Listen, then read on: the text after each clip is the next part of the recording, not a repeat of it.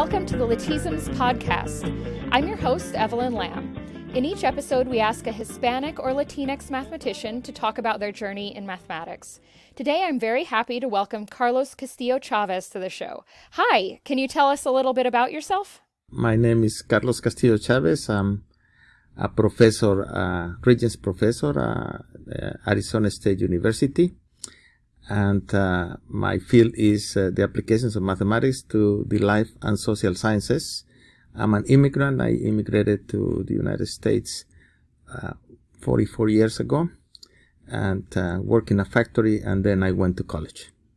And what were your early experiences with mathematics? I was always good at mathematics in grade school and in middle school, in high school.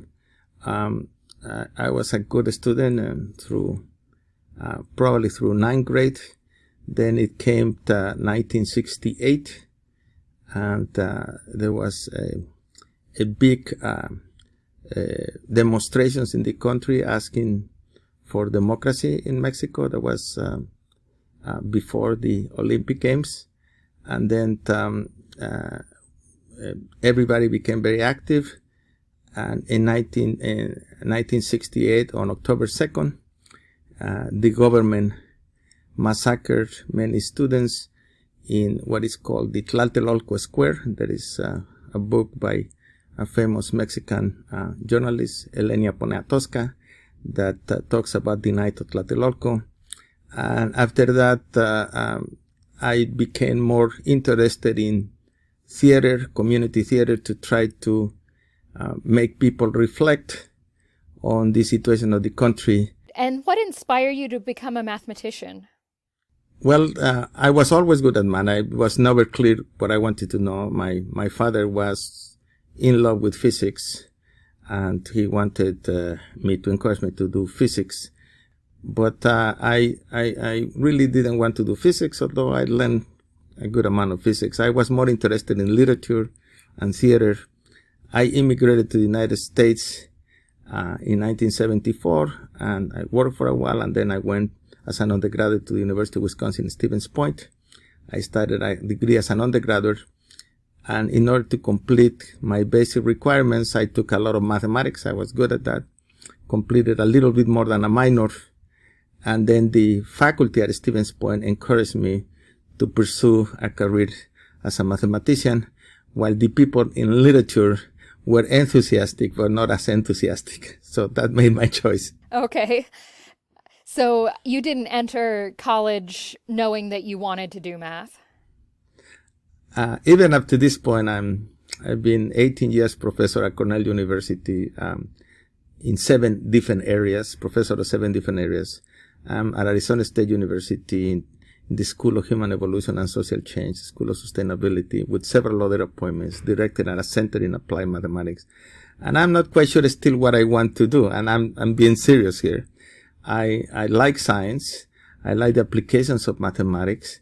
But pretty soon as a postdoc, I got involved for the first time in biology since 9th grade.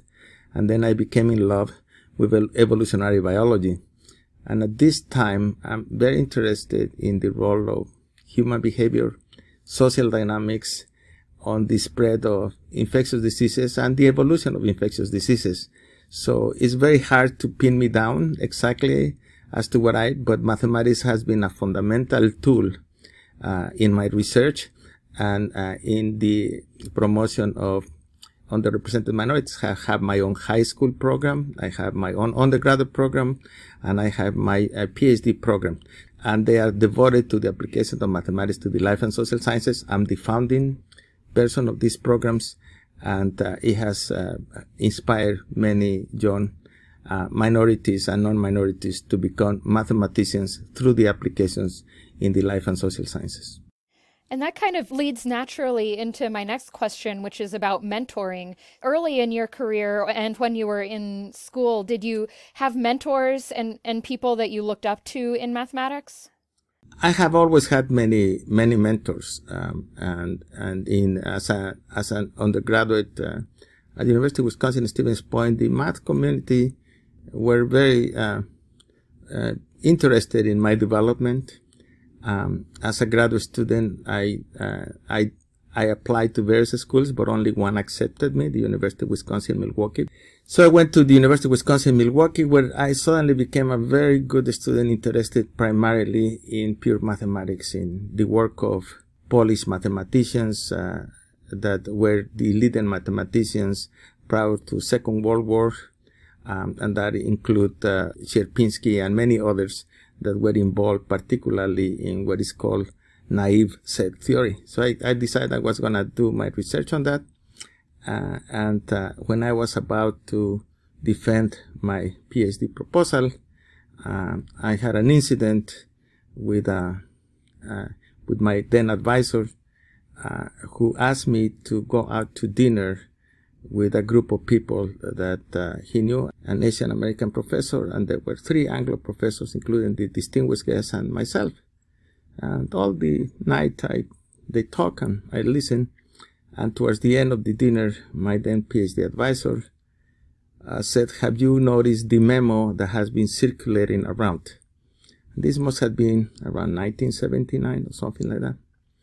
And the other professors seemed unaware, and then he finally clarified, yes, this is a memo that says that we have to help, at that time we were called Hispanics, that changes every year, and blacks, I think that's the way African Americans were referred to, and then Native Americans, I don't think that was the word.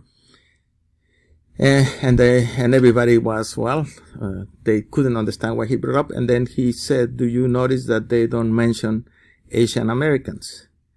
And nobody said anything. I said, the reason they don't mention Asian Americans is because they don't need any help. They can do things on their own. So that was my PhD advisor. I was devastated about that. I had been in high school very active in the 1968 movement. I had protested the government. There were armies on the streets, and perhaps not very wisely, we risked ourselves unnecessarily. And here I stood silent. It was the end of the dinner. The other professor seems to be quite upset. I left in tears, and the next day I went to university and I said, I want a new advisor. And at that time, changing advisor was not easy. So he said that first I had to take my PhD exam, and then if I pass it, then I would get a new advisor. And the other professors complained. He said, Carlos is a really good student, etc. But that was never accepted. And so I quit. I went to work at a bank and other places. But many of the people that were there, particularly Professor Gilbert Walter at University of Wisconsin-Milwaukee, they never let me out of their sight, and they insisted that I should go to graduate school. So eventually I applied to the University of Wisconsin-Madison and many other campuses.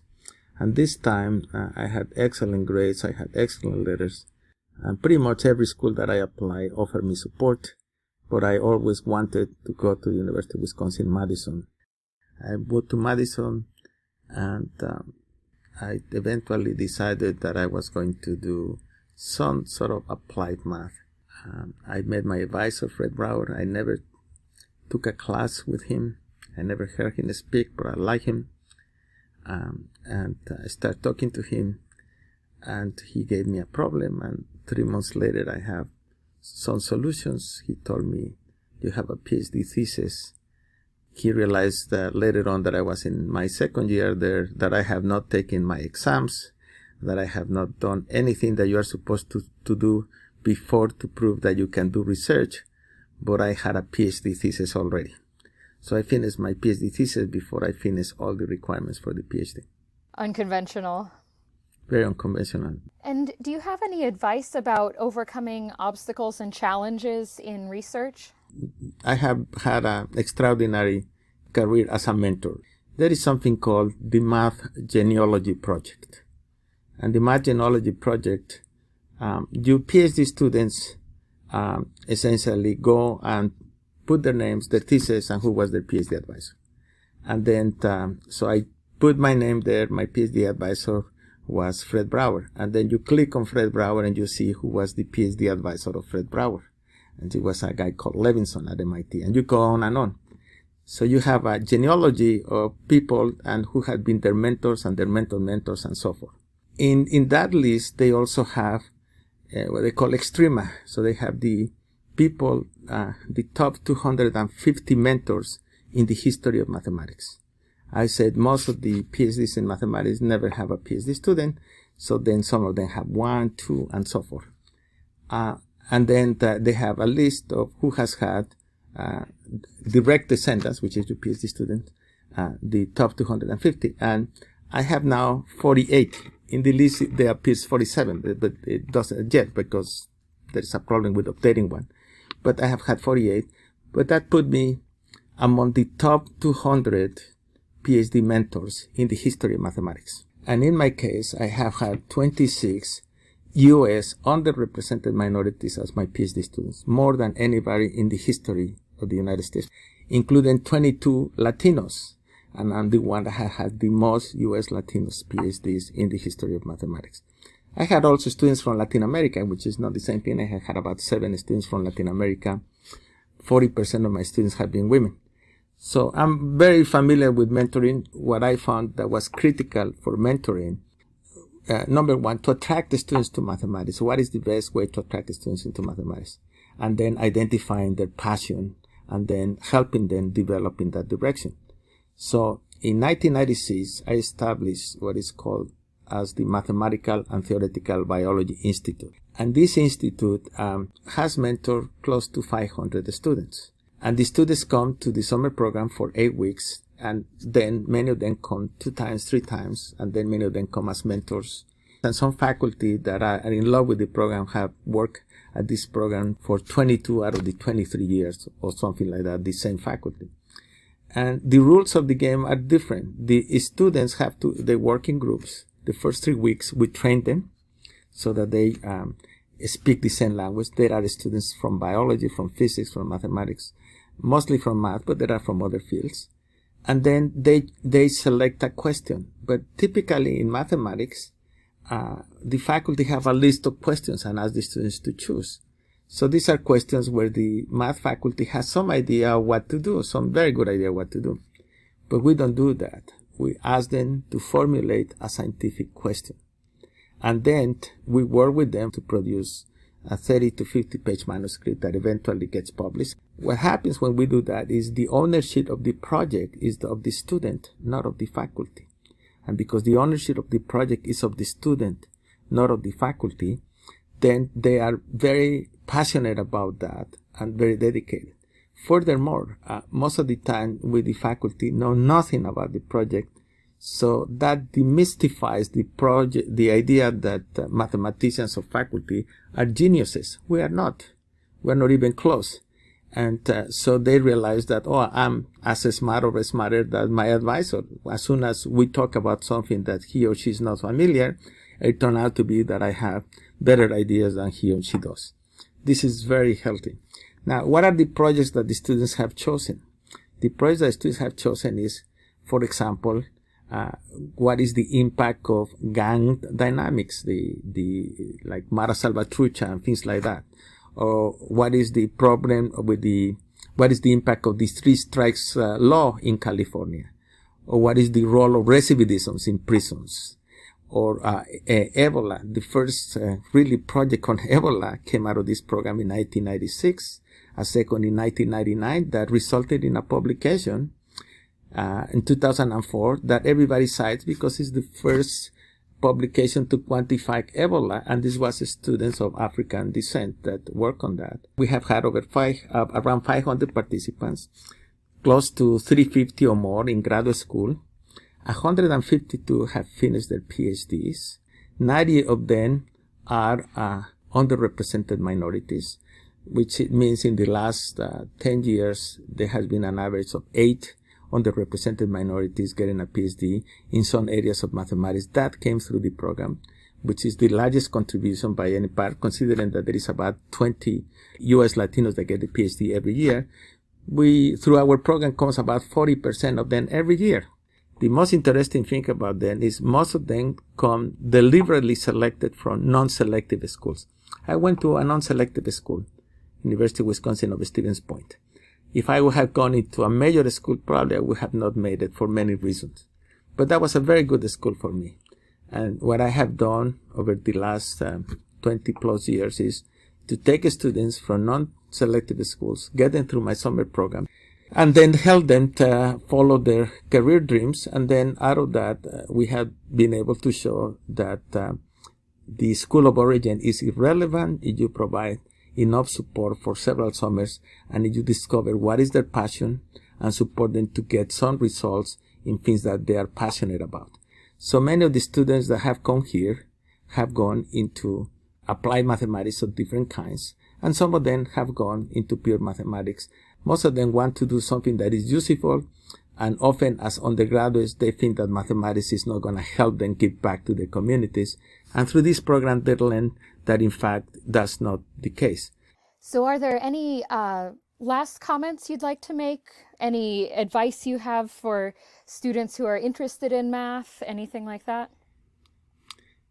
Well, I think one of the biggest challenges that I have seen, and this has to be mostly for mentors, is that you identify a talented math student in one of your classes, and this person is very talented, and then trying to encourage them to do math.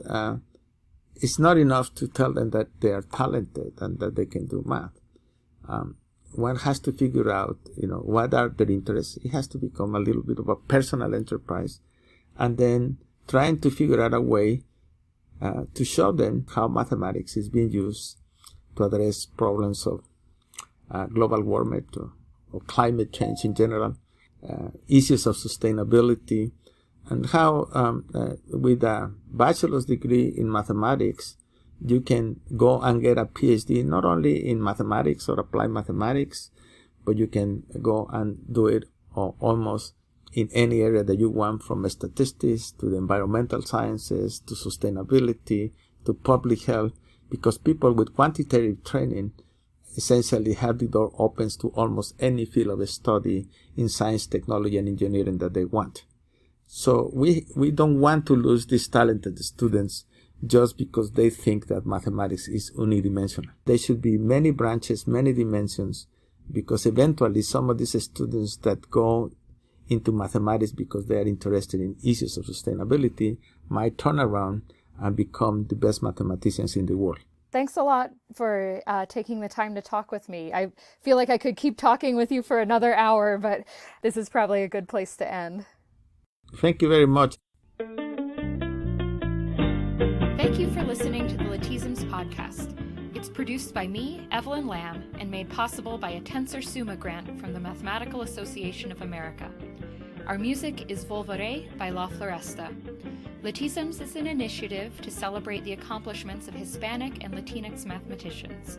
It was founded in 2016 by Alexander Diaz-Lopez, Pamela Harris, Alicia Prieto Langarica, and Gabriel Sosa.